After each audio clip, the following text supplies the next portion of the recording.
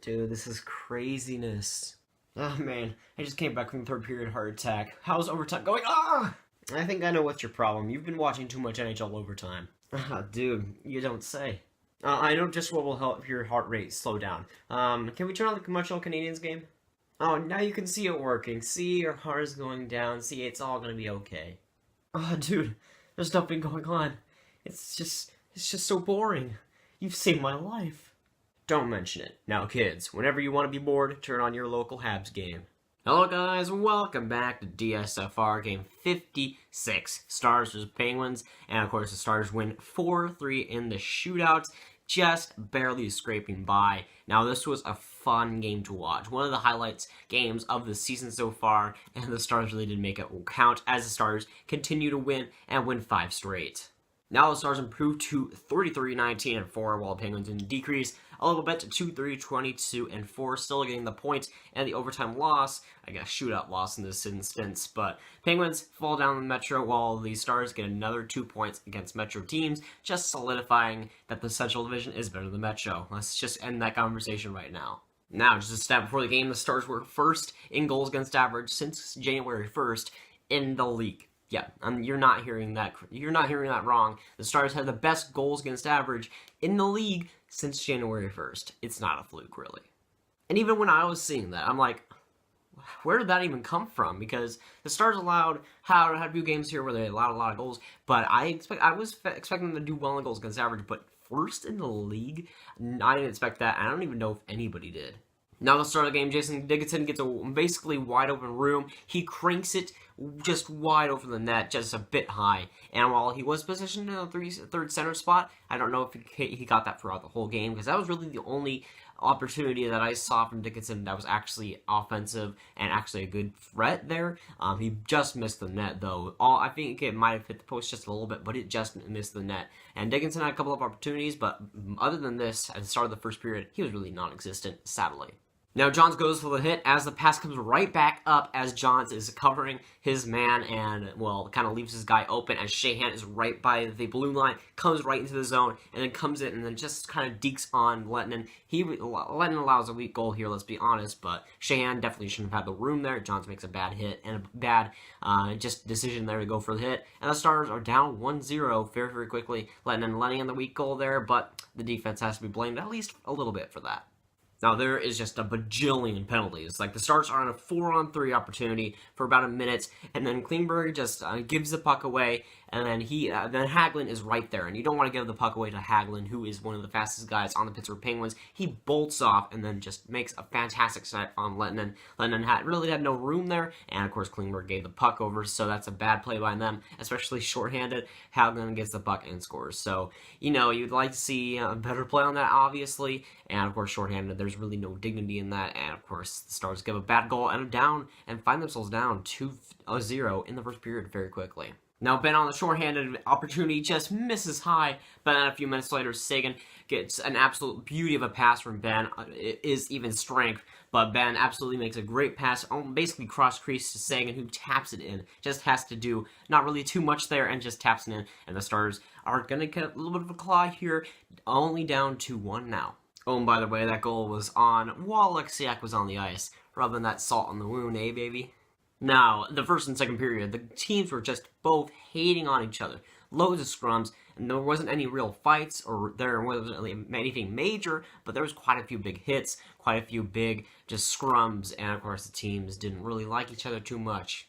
Now, Radulov is basically on a breakaway, but then Dumoulin comes behind him and then just sticks the puck away from him. And then Sagan had a couple of opportunities after that, but the Stars and both Penguins had a lot of chances that were both stopped by both goaltenders. Both goaltenders were fantastic in the second period. Both goaltenders really made their point and their stay in the game. They were fantastic, and lots of opportunities in the second, but not a lot of goals, of course. But as I said before, loads of chances in the second period, but of course no goals in the period. Lots of chances, but both teams couldn't score on them. And now we go on to the third period, which was, well, a nail-biter throughout the whole thing, man. Now, about 7 minutes into the third, The clock is winding down. The Stars are looking kind of bleak here, but then Ben passes to Radulov, who passes, I think, tries to go through the slot, but then it bounces off a couple of Pittsburgh defenders, goes right to Klingberg. An amazing bounce, like just absolutely beautiful. Comes right to Klingberg, and then he just lets everything into it, and he scores, and that was high. Man, I went all over the place when that happened.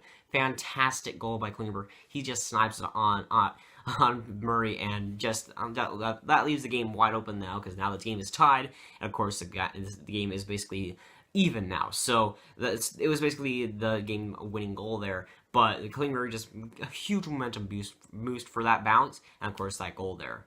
Now this next shift, man, the Stars were cycling, and they just kept cycling and keep getting the puck into the zone, and the Stars were doing a fantastic job, of course, keeping the puck in the zone, but then the puck just goes everywhere, and then it comes right back to Hamhuis, kind of like the Klingberg play where the puck went right back to the blue line.